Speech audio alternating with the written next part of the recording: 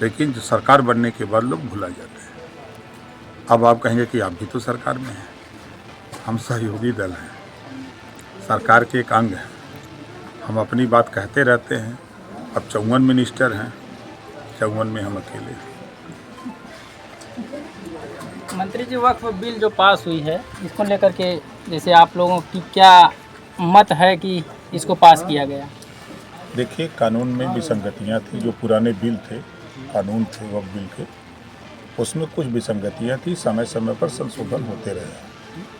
पहली विसंगति ये थी कि किसी की भी प्रॉपर्टी को वक्फ बोर्ड के मेंबर जाते थे, वो कह देते थे कि ये वक्फ बोर्ड की संपत्ति है, और वो चले जाते थे फिर वक्फ ट्रिब्यूनल कोर्ट में, और वक्फ ट्रिब्यूनल कोर्ट अंतिम फैसला होता था। जो वो फैसला हो गया वही मान लिया जाता था। सरकार ने उसमें थोड़ा सा संशोधन किया है कि अब वक्फ ट्रिब्यूनल कोर्ट ही अंतिम नहीं होगा। अब वो व्यक्ति revenue court, civil court, high court, supreme court तक जा सकता है अपनी बात कहने के लिए। ये संशोधन है। इसमें किसका नुकसान है? दूसरा संशोधन है, आधी आबादी महिलाओं की है। पुराने बिल में महिलाओं की कमेटी में रखने का प्राविधान नहीं है। नए बिल में उसमें 2 महिलाओं को उस कमेटी में रखने का प्राविधान है। अल्पसंख्यक में सिख है, ईसाई है, जैन है, फारसी है, तो उनके भी 2 मेंबर उस कमेटी में रखने का प्राविधान है। इस नाते बनाया गया है कि मुसलमानों के दुश्मन मुसलमान खुद हैं। जो मजबूत मुसलमान हैं, वक्फ बोर्ड की संपत्ति को वही लूटते हैं और बैकडोर में बेचते हैं। करोड़ों की संपत्ति लाखों में बेचते हैं और बैकडोर से रुपया ले लेते हैं। एक भी जितनी भी जब चुनाव हुआ तब मुसलमान ही वक्फ बोर्ड का चेयरमैन हुआ। वोट देने वाले विधायक और सांसद भी मुसलमान।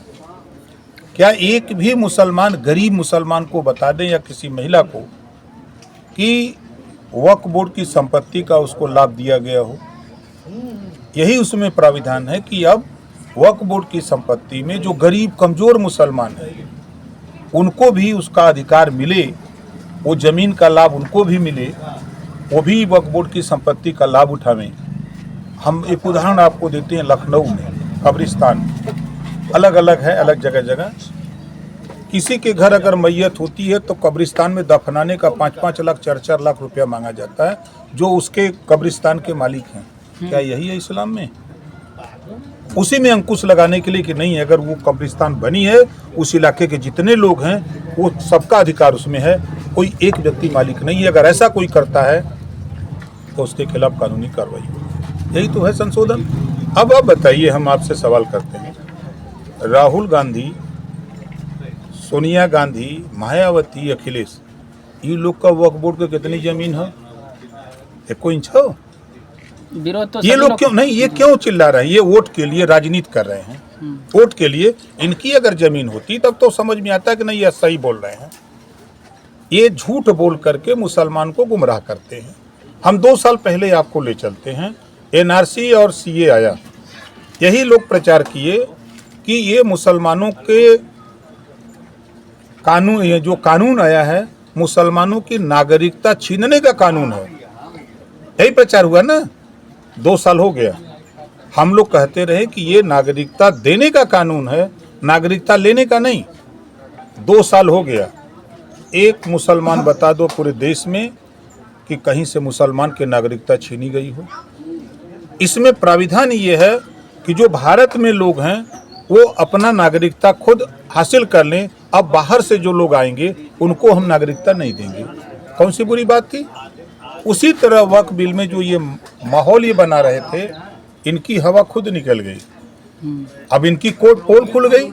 सपा की गवर्नमेंट में जो सैकड़ों करोड़ रुपए की वक्फ बोर्ड की संपत्ति, उसको औने पौने दाम में बेच करके पैसे ले लिए गए और किसी को दे दिया गया, और उसका किराया आता है पूरा, लेकिन उसको मिलता है जो उसका मालिक बन गया है। यही काम कांग्रेस ने किया, यही काम बसपा में हुआ, यही काम सब लोग करते रहे। आज जब उसमें थोड़ा सा संशोधन हो रहा है तो उनको बुरा लग रहा है, वो गुमराह कर रहे हैं जो उसका लाभ ले रहे हैं। यही तो है।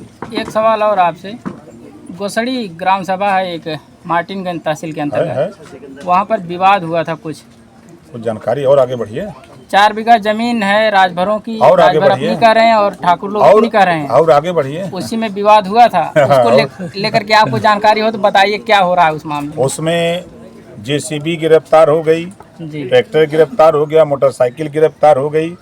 उसमें 3 लोगों के खिलाफ चोरी, डकैती, मारपीट, छिनैती सारी चीज़ों का मुकदमा लिख दिया गया। अब 2 लोग जेल गए। जबकि एक पेपर में निकला था कि मंत्री का दबाव करके ठाकुरों को परेशान किया जा रहा है। अब तो मुकदमा क्यों लिख दिया गया? सवाल इस बात का है, मुकदमा क्यों लिख दिया गया? और मजे की बात, जो भी गेहूं काटा गया था वो तहसीलदार और एसडीएम की देख रेख में एक जगह रखा जमा गया। हो गया। क्यों? अगर उनकी संपत्ति थी तो वो वहाँ क्यों ला करके फिर गेहूं पहुँचा दिए? उनको तो अपने घर में रखना चाहिए ना। ये राजभर है, कानून से कोई समझौता नहीं। कोई भी कानून अपने हाथ में लेने की कोशिश करेगा, कानून उसके साथ बढ़िया से काम करेगा। एक आखिरी सवाल है आपसे, करड़ी सेना जो और समाजवादी पार्टी के एक सांसद जी एक बयान दिए थे राणा सांगा पर, उस पर विवाद चल रहा है। आप अखिलेश यादव के ऊपर ये करड़ी सेना के लोगों ने गोली मारने की बात कही है, आप इसमें किसके साथ हैं? अब हम बोलेंगे तो बुरा लगेगा। जी जी। ये दोनों चित्तू कांता है, हम्म। करणी सेना और समाजवादी पार्टी।